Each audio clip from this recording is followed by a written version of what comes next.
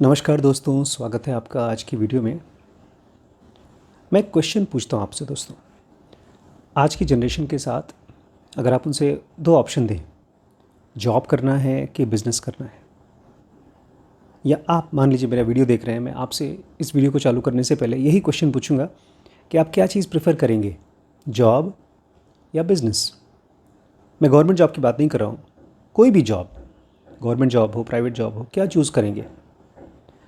मैंने इस चीज़ को अपने आसपास में करीब 30-40 लोगों से पूछा और 90% लोगों ने कहा बिज़नेस, और मैं शॉक्ड हो गया। हालांकि मैं भी यही करता, मैंने किया भी यही। मैंने एक अच्छी नौकरी करने से पहले करीब 8-10 अलग अलग बिजनेसेस करने की कोशिश की, लेकिन उन सब में मेरा लॉस हुआ। और जिस वजह से लॉस हुआ वो था डनिंग क्रूगर इफ़ेक्ट। काश मुझे ये पता होता डनिंग क्रूगर इफ़ेक्ट क्या होता है, तो मेरा बहुत टाइम बच जाता, और अगर मैं बिज़नेस करना भी चाहता तो मैं एक नए तरीके से करता। इसीलिए मैंने ये सीरीज़ बनाई है थिंक अगेन, कि जो मिस्टेक्स हम कर रहे हैं उस मिस्टेक्स को रिव्यू करें इससे पहले कि बहुत देर हो जाए। डनिंग क्रूगर इफ़ेक्ट में हमने बात की है in situations those who can't don't know they can't. In situations those who can't don't know they can't, मतलब किसी एक परिस्थिति में जो लोग किसी काम को नहीं कर सकते उसके बारे में जानते नहीं हैं कि वो नहीं कर सकते। मैं फिर से रिपीट करूँगा, ये बहुत इंपॉर्टेंट है। इसको मैंने बहुत डिटेल में आज की वीडियो में स्टडी किया है आपके साथ में। डनिंग क्रूगर इफ़ेक्ट का मतलब है अगर किसी ख़ास सिचुएशन में किसी को नहीं पता कि ये ख़तरनाक है, इसे नहीं करना चाहिए, वो नहीं जानते। इसी को बोलते हैं इग्नोरेंस ऑफ एरोगेंस, कि हमारे मन में जो भी विचार चल रहे हैं, जितना भी कॉन्फिडेंस चल रहा है, वो है एरोगेंस। और हम उस एरोगेंस की कमियों को नहीं जानते, उससे निकलने वाले ख़तरों को नहीं जानते।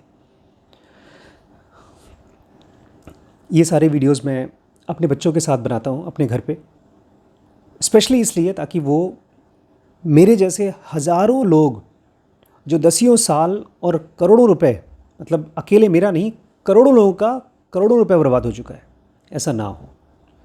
अगर आपको पता चल जाए कि किन किन चीज़ों के बारे में आपको नहीं पता, तो आप उसके बारे में पहले जानने की कोशिश करेंगे बजाय कुछ करने के, और मन में ऐसा थॉट आता ही नहीं है। तो ये बहुत इंपॉर्टेंट सीरीज़ है, इसका नाम है थिंक अगेन, जहाँ पर आप अपने माइंड के अंदर में इंडिविजुअली या किसी ग्रुप में या एक बहुत बड़े लेवल पे, नेशनल लेवल पे रिव्यू करते हैं, थिंक अगेन करते हैं। ये पूरी की पूरी सीरीज़ dkbrains.com पे अवेलेबल है। अगर आप देखना चाहते हैं तो हर एक बिजनेसमैन के लिए, हर एक प्रोफेशनल के लिए, हर एक बंदा जो जॉब की तैयारी कर रहा है उसके लिए ये सीरीज़ बहुत इंपॉर्टेंट है। इससे कोई फ़र्क नहीं पड़ता है कि आपका छोटा बिजनेस है कि बड़ा बिजनेस है, आप गवर्नमेंट जॉब की ट्राई कर रहे हैं या प्राइवेट जॉब की। एवरीबडी, इवन हाउस वाइफ्स के लिए ये बहुत इंपॉर्टेंट है, बिकॉज पता नहीं किस जगह पे आपको करना पड़े थिंक अगेन। तो आइए शुरू करते हैं। नमस्कार दोस्तों, स्वागत है आपका इस सीरीज़ में जिसको हम कहते हैं थिंक अगेन। इसमें हमको जानने को मौका मिलेगा the power of knowing what you don't no. जो चीज़ आप नहीं जानते हैं, जब आप वो जानेंगे तो बहुत बड़ी पावर आपको मिलती है। और इसको 3 पार्ट में हम समझेंगे। सबसे पहला पार्ट है इंडिविजुअल रीथिंकिंग, कैसे हम अकेले लेवल पे रीथिंक करते हैं। दूसरे पार्ट में हम देखेंगे कैसे हम आसपास के लोगों के साथ में रीथिंकिंग करते हैं, उसको बोलते हैं इंटरपर्सनल रीथिंकिंग। और लास्ट पार्ट में हम देखेंगे कलेक्टिव रीथिंकिंग, पूरे समाज के साथ कैसे रीथिंकिंग कर सकते हैं। और उसी इंडिविजुअल रीथिंकिंग में हमने फर्स्ट चैप्टर कंप्लीट कर दिया है कि कैसे नॉर्मल आदमी 3 तरीके से सोचता है।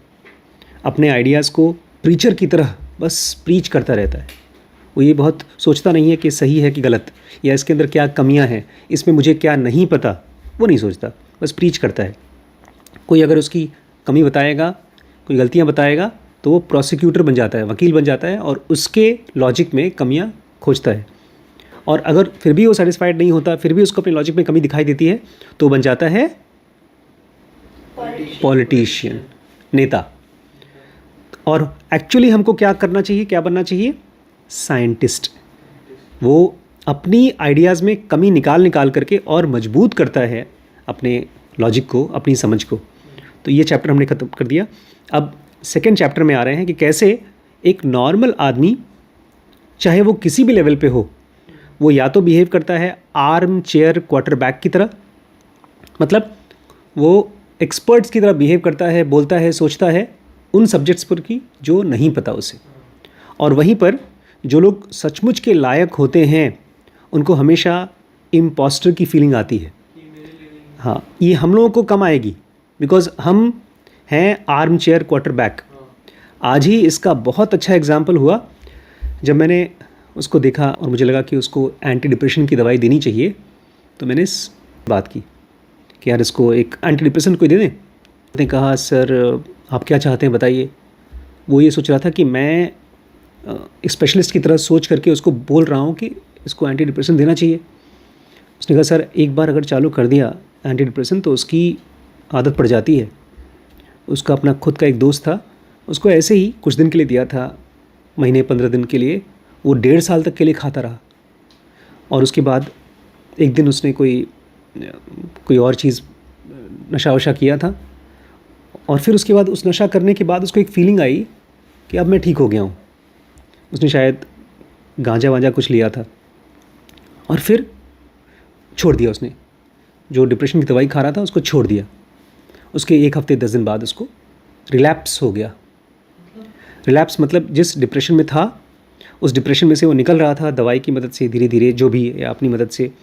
और फिर जब उसने ये नशा किया तो उसका ब्रेन को एक इल्यूजन क्रिएट हुआ, एक हाई क्रिएट हुआ, और फिर वापस डिप्रेशन बहुत ज़ोर से आ गया और फिर उसने सुसाइड कर लिया, मर गया। तो मुझे इतने बताया कि सर अगर कोई आदमी बहुत ज़्यादा डिप्रेशन में है, उसको कुछ करने का मन नहीं करता, पड़ा रहता है, कुछ नहीं करने का मन करता, एक्शन लेने का मन नहीं करता, लेकिन रिलैप्स में जो भी थॉट मन में आता है उसके ऊपर एक्शन लेने का मन करता है। तो फिर मुझे लगा कि हाँ देखो मुझे कितना कम पता है उन लोगों के बारे में जो दवाइयाँ लेते हैं, क्योंकि मैं साइकेट्रिस्ट नहीं हूँ और मैं साइकेट्री की दवाइयाँ देता भी नहीं हूँ, और वो तो फिज़िकली उन लोगों के साथ है जो मेडिसिन प्रिस्क्राइब करते हैं। तो एक तरह से मैं आर्म चेयर क्वार्टरबैक की तरह सोच रहा था और वो बिहेव कर रहा था इम्पोस्टर की तरह, क्योंकि वो पहले डाउट दिखा रहा था कि सर आप बताइए दवाई देना चाहिए नहीं देना चाहिए, आपके हिसाब से क्या करना चाहिए। फिर उसने मुझे कन्विंस किया कि सर उसको बोलिए एक्सरसाइज करे, साइकिलिंग करे, आप अपनी क्लासेस में बिठाइए, कुछ नेचुरल तरीके से उसको डिप्रेशन में से निकालिए बजाय दवाई के। खैर आज के टॉपिक का नाम है the ignorance of arrogance. Ignorance मतलब होता है अज्ञान, एरोगेंस होता है घमंड। मैं पहले नहीं पहचान पाता था अपनी एरोगेंस को। जब से ज़ुनोगा आई है तब से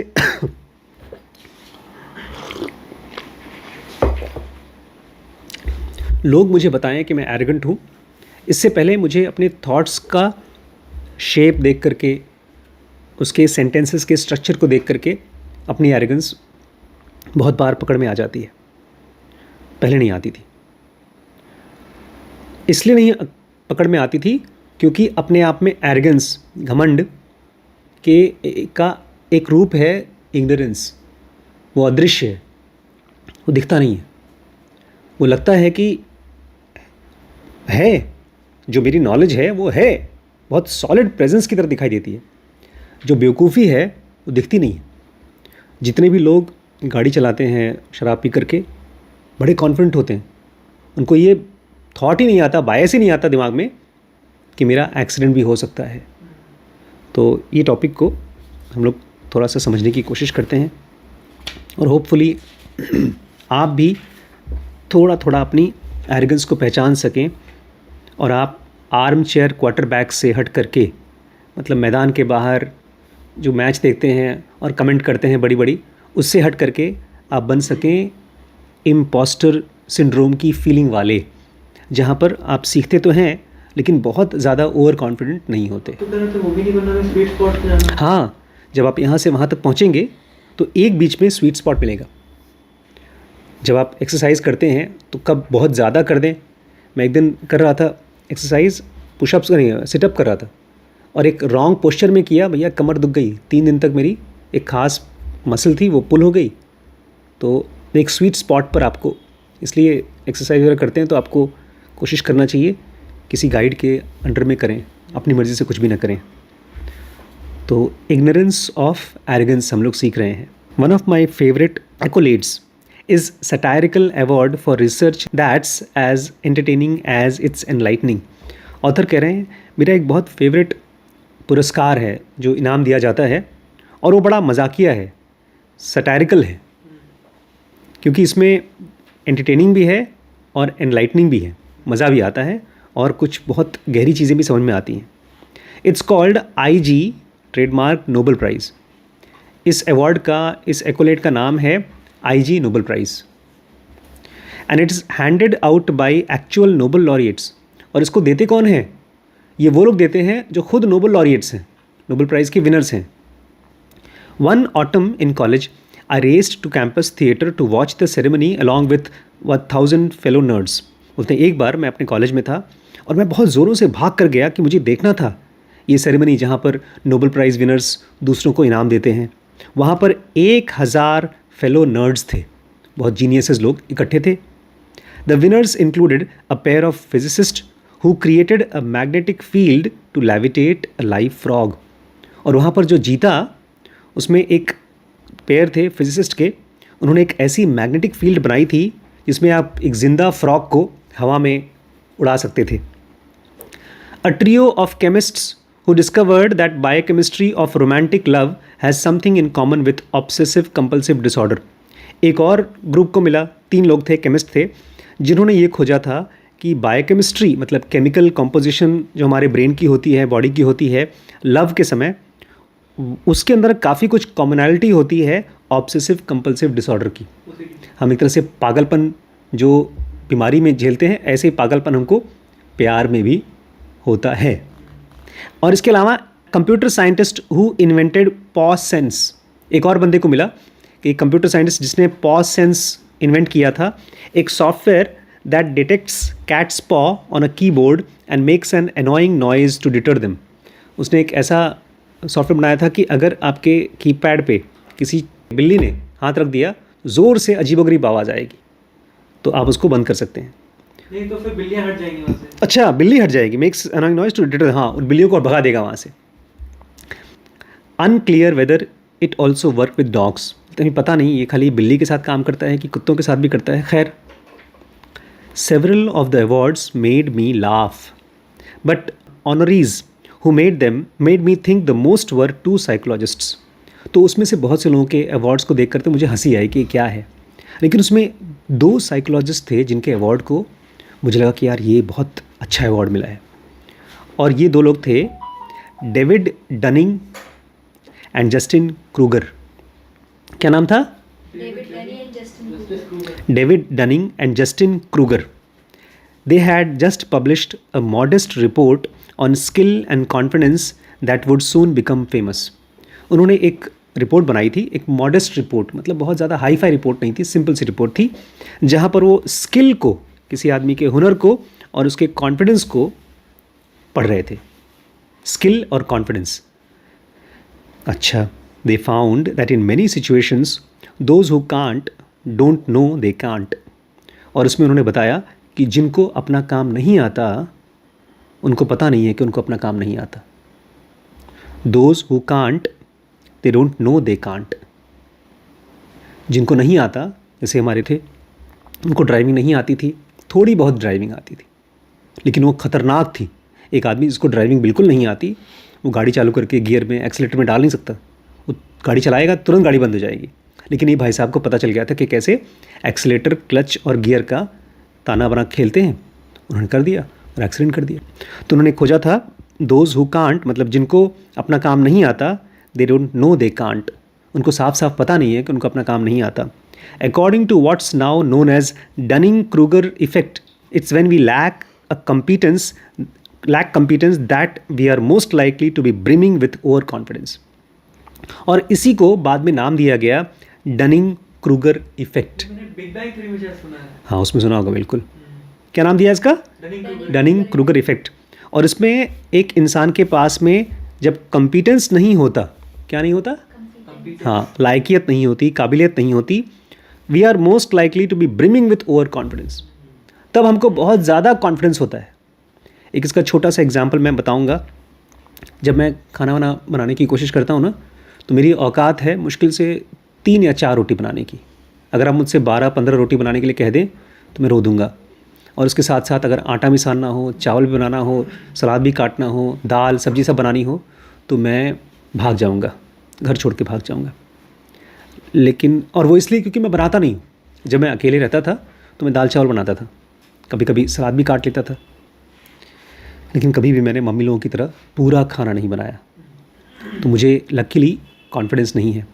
लेकिन जो लोग सब्जियां बना लेते हैं, दाल बना लेते हैं, पराठा बना लेते हैं, हलवा बना लेते हैं, सब कुछ बना लेते हैं, उनको कॉन्फिडेंस है जब कभी बनाना होगा पूरा खाना हम बना लेंगे। ये है डनिंग क्रूगर इफेक्ट। मैं ये नहीं बात कर रहा हूँ कि आपके पास टैलेंट नहीं है। एक्चुअली जब किसी काम को करना होगा तो उसमें जो 2-4 घंटे तक फिजिकली काम करना होगा वो आप नहीं कर पाएंगे, क्योंकि आपने किया ही नहीं। अभी मुझे आज पूछ रहे थे हमारे छोटे भाई कि भैया आप गाज़ियाबाद आएंगे उस फैक्ट्री को देखने के लिए जहाँ पर हम लोग की आयरन का काम चलता है, लोहे का हैमरिंग वगैरह होती है, वहाँ पर देखने आएंगे। मेंटली मैं सोच रहा था इतना गर्म होगा, लोहा वहाँ पर पिघलाया जाता है, मारा जाता है, वहाँ आधे घंटे 1 घंटे जो लोग रहते होंगे बता रहे थे इतनी ज़्यादा ज़ोर ज़ोर से हैमरिंग होती है कि आसपास की बिल्डिंग में क्रैक पड़ जाता है। इसलिए डीएम को पापा जी बता रहे थे कि कंप्लेंट किया गया और सारी इस तरह की फैक्ट्रीज़ को बाहर निकाल के शहर के बाहर रखा गया है। और वो जो फैक्ट्रीज़ का सामान यूज़ होता है वो रेलवेज़ में, कार्स में, सब जगह लोग यूज़ करते हैं। तो फैक्ट्रीज़ हैं तो वहाँ जा कर के मुझे 1 घंटे 2 घंटे तक बैठना भी दिमाग में डर लग रहा था कि मैं कर पाऊँगा कि नहीं कर पाऊँगा। तो ये अच्छी चीज़ है। जब आपको किसी काम के बारे में डर लगे कि मैं नहीं कर पाऊँगा तो ये अच्छी चीज़ है। लेकिन अगर आपको लगे नहीं नहीं मैं कर लूँगा तो ये ख़राब चीज़ है। और इसका नाम है Dunning Kruger effect. In the original Dunning-Kruger studies, people who scored the lowest on the test of logical reasoning, grammar, and sense of humor had the most inflated opinions of their skills. Simple सा experiment किया गया था Dunning Kruger effect में, और इसमें जिनको सबसे कम number मिले लॉजिकल रीजनिंग में, ग्रामर में और सेंस ऑफ ह्यूमर में, ये वही लोग थे जिनको अपने बारे में बहुत कॉन्फिडेंस था कि इन सब में तो हम बहुत आराम से अच्छे स्कोर पा जाएंगे। On average they believed they did better than 62% of their peers. उनसे जब पहले पूछा गया, एग्ज़ाम के बाद भी पूछा गया कैसा गया एग्ज़ाम, बोलते थे बाकियों से तो मेरा अच्छा ही गया। अब मुझे याद आ रहा है जब मैं स्कूल से वापस घर पे आया करता था तो हमेशा क्या बोलता था, अरे बहुत अच्छा गया एग्ज़ाम, बहुत अच्छा गया। और मैं क्लास के पिछड़े वर्ग में, जनजाति, शेड्यूल कास्ट, शेड्यूल ट्राइब में ही आया करता था, बैकवर्ड क्लास में, और बड़ा कॉन्फिडेंट था मैं अपनी स्किल्स के लिए। On average they believe they did better than 62% of the peers. उनको लगता था क्लास में जितने बच्चे हैं आधे से ज़्यादा बच्चों का से ज़्यादा मेरे नंबर आएंगे, और मैं लास्ट के जो 100 में से 5-6 होते थे वो नंबर मेरे आते थे। फेलियर मैं यूजुअली रहता था क्लास 6th तक। 7th 8th में जाकर के 9th में जाकर के मेरी फेलियरशिप ख़त्म हुई। 10th में मैं पास हुआ अपनी मेहनत से। 12th के बाद फिर धीमे धीमे, और फिर MBBS की कहानी अलग है, वो बाद में बताएंगे। But in reality out performed only 12% of them. उन लोगों ने जिन्होंने कॉन्फिडेंस दिखाया उसमें से केवल 12% लोगों ने कुछ ठीक ठाक किया था। The less intelligent we are in a particular domain the more we seem to over estimate our actual intelligence in that domain. किसी डोमेन में जितना हम कम इंटेलिजेंट होते हैं उतना ही ज़्यादा हम ओवर एस्टिमेट करते हैं अपनी एक्चुअल इंटेलिजेंस को। मतलब जब हम अपनी इंटेलिजेंस के बारे में सोचते हैं तो हमेशा बढ़ा करके दिखाई देता है हमको। In a group of football fans the one who knows the least is the most likely to be the armchair quarterback. एक फुटबॉल ग्रुप्स का जो फ़ैन है जिनको फुटबॉल के बारे में सबसे कम पता होता है वो सबसे ज़्यादा आर्म चेयर क्वार्टरबैक की तरह बिहेव करते हैं। Prosecuting the coach for calling the wrong play. और ये लोग क्या करते हैं, कोच को प्रोसिक्यूट करते हैं, अरे यार तुम्हें तो कोच बनने का अधिकार ही नहीं, बेकार हो तुम, धब्बा हो। इस तरह से आप लोग देखेंगे भी कभी। नाम भैया कह रहे थे ये पांड्या का आता ही नहीं है, फालतू उसको मुंबई इंडियंस कैप्टन बनाया। एग्जैक्टली। जो लोग भी बैठ करके कमेंट करते हैं उनके ब्रेन में एक बहुत स्ट्रॉन्ग कमेंट आया कि इससे अच्छा तो मैं कर लूँ। मुझे याद है मैं गया था कृष्णमूर्ति फाउंडेशन, वहाँ पर मैं मिला एक लड़के से और उसको मैंने वीडियो दिखाया जिसमें एक शेर ने एक बच्चे को गर्दन पकड़कर लेके चला गया, खा गया। और पता है उस लड़के ने क्या कहा था जब उस वीडियो को देखा था? अरे सर लड़ क्यों नहीं रहा है? बच्चा है। ये बहुत स्ट्रॉन्ग क्या है? Quarter back, arm chair quarter back syndrome. सांस लेने की तो हिम्मत नहीं होगी, उनको लड़ेगा क्या? बच्चा है। This tendency matters because it compromises self awareness। और ये टेंडेंसी जो हमारे अंदर है, हम सबके अंदर में है, आर्म चेयर क्वार्टर बैक होना, क्योंकि जिन जिन चीज़ों को हम नहीं जानते उसके बारे में हम कॉन्फिडेंट होते हैं। अब मुझे बड़ी मम्मी के साथ रहते रहते जब वो किसी चीज़ के ऊपर अलग ओपिनियन होता है, जैसे मैंने उनसे एक बार कहा कि हमारा सेंटर जो है उसको स्पेशलिस्ट सेंटर बनाना चाहिए, उसमें हम लोग सारे डिफ़िकल्ट प्रोसीजर्स करेंगे जो आसपास में लोकल में कोई और सेंटर नहीं करता। तो बड़ी मम्मी बोलती हैं लेकिन वो स्पेशलिस्ट नॉलेज हमारे पास है नहीं अभी। और मुझे लगता था हम तो MBBS MD डॉक्टर्स हैं, हमारे पास तो है। मुझे लगता था ये क्यों ऐसा बोल रही हैं? और ये बात है मुश्किल से 2 साल पहले की। एक मेरे पास बहुत ब्रिलियंट आइडिया आ गया कि हम स्पेशलिस्ट सेंटर बनाएं, लेकिन वो बोल रही थी स्पेशलिस्ट का नॉलेज कहाँ है हमारे पास। वो बिहेव कर रही थी इम्पोस्टर की तरह और मैं बिहेव कर रहा था आर्म चेयर क्वार्टर बैक की तरह। इसलिए अब जब कोई बात वो बोलती हैं तो मैं उसको ध्यान से सुनता हूँ।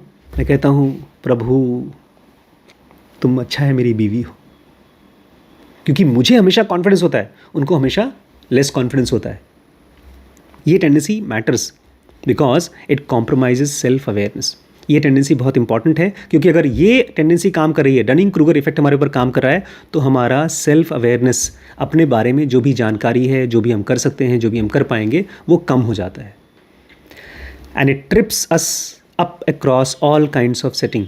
और बहुत जगहों पर हमको ये ट्रिप कर देता है, गिरा देता है, लड़खड़ा जाते हैं हम लोग। Look what happened when economists evaluated the operation and management practices of thousands of companies across the wide range of industries and countries and compared that assessment with managers self-rating।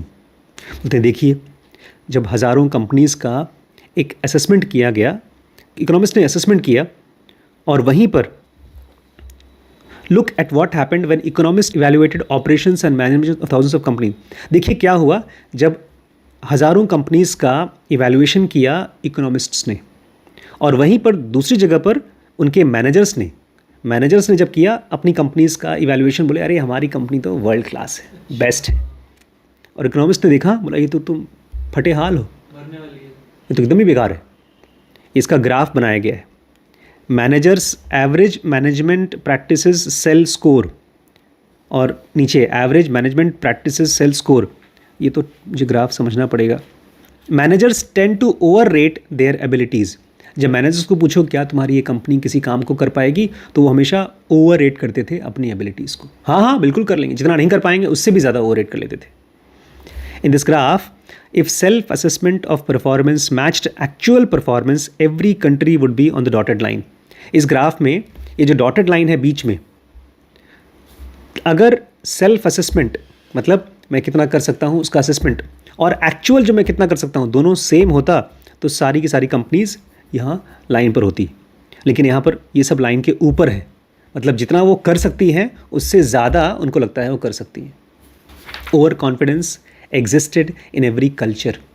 ये आज की बात नहीं है, ये पुरातन काल से हर एक कल्चर में ओवर कॉन्फिडेंस एग्जिस्ट करता रहा है।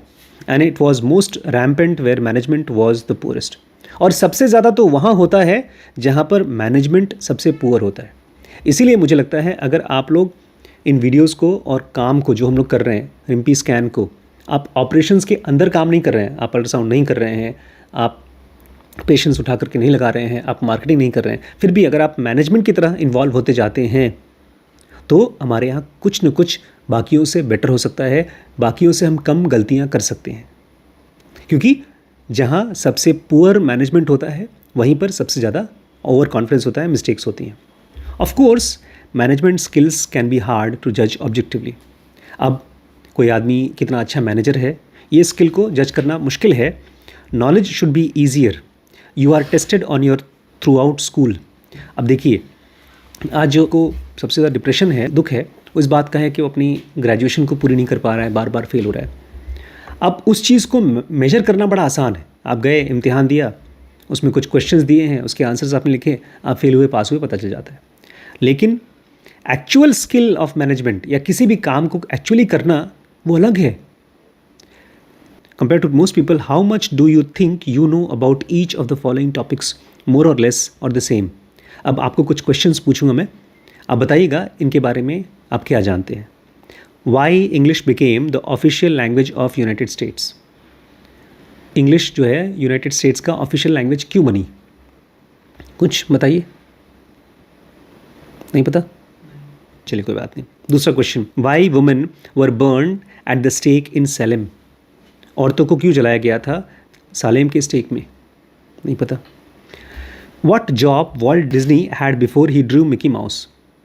मिकी माउस वॉल्ट डिज्नी का है, तो जब वो मिकी माउस को बनाया था उससे पहले वो क्या काम करता था.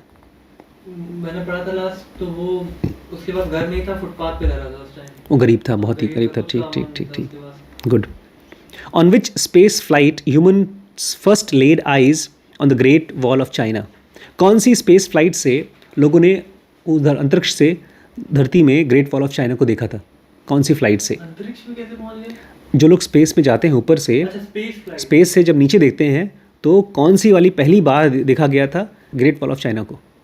नहीं आइडिया. फ्लाइट का नाम क्या था? नहीं जानते, कुछ नहीं जानते तुम लोग. कल ये क्वेश्चन का आंसर मेरे प्यारे बेटे ने दिया है, वैभव ने. और लास्ट क्वेश्चन है, why eating candy affects how kids behave.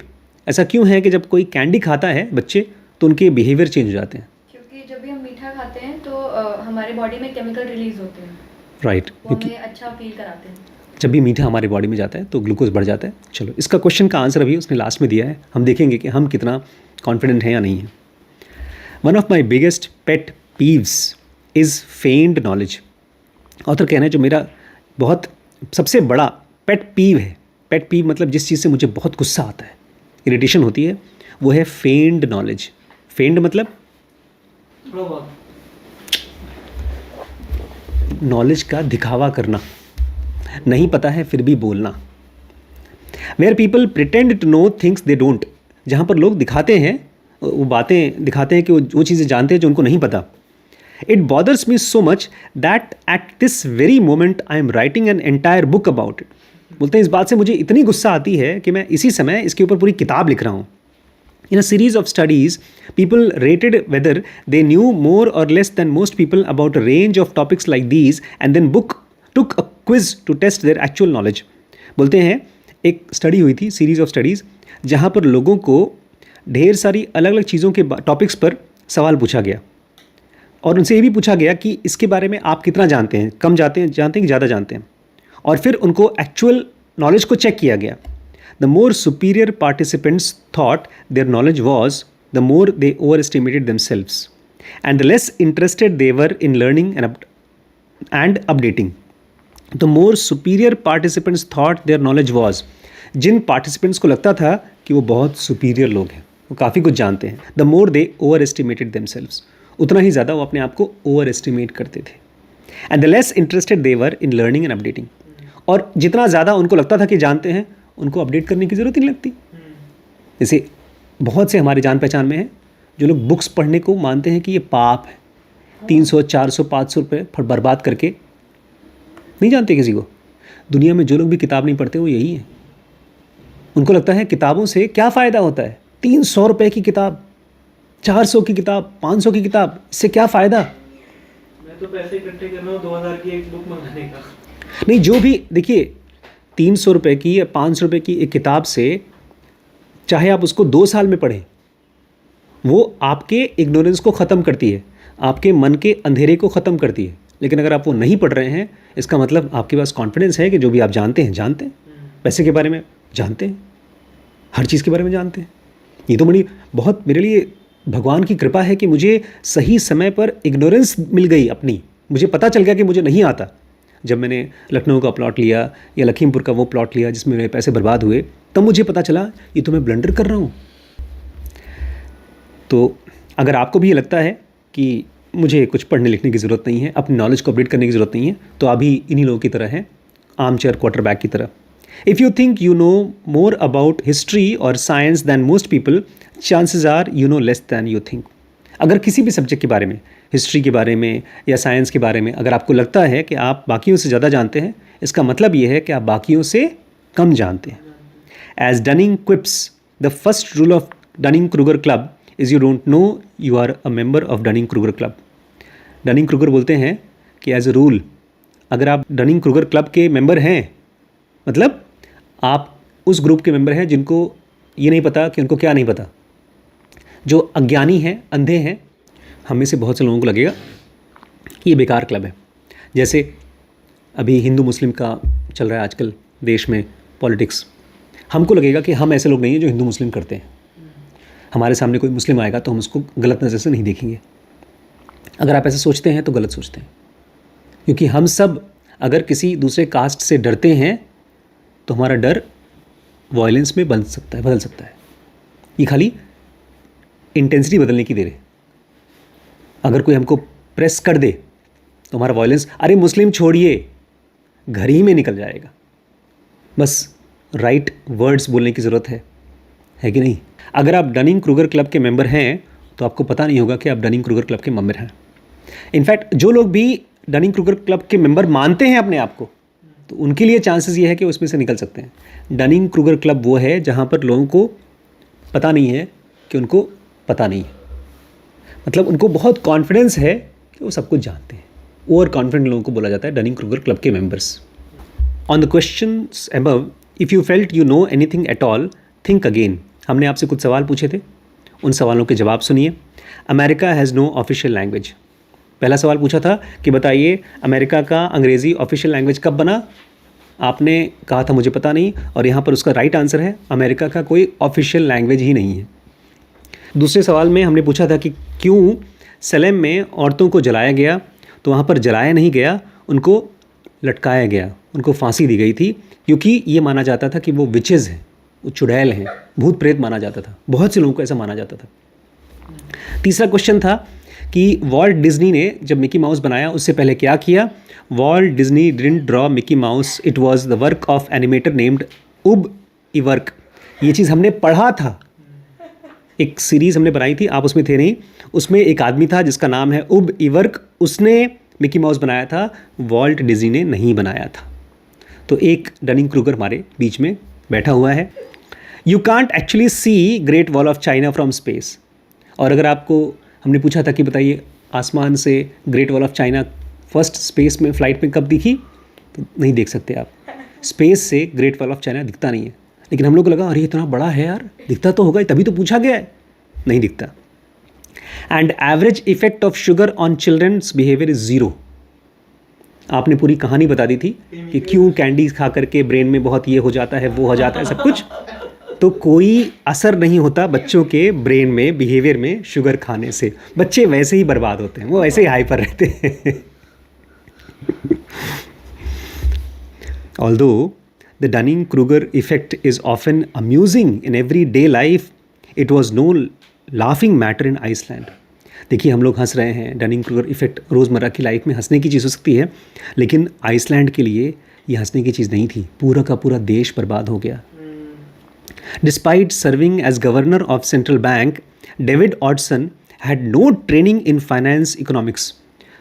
David Oddsson ने गवर्नर, सेंट्रल बैंक का गवर्नर की तरह काम किया, और उसके बावजूद उसके पास कोई ट्रेनिंग नहीं थी, न फाइनेंस की न इकोनॉमिक्स की, और फिर भी वो गवर्नर बना हुआ था.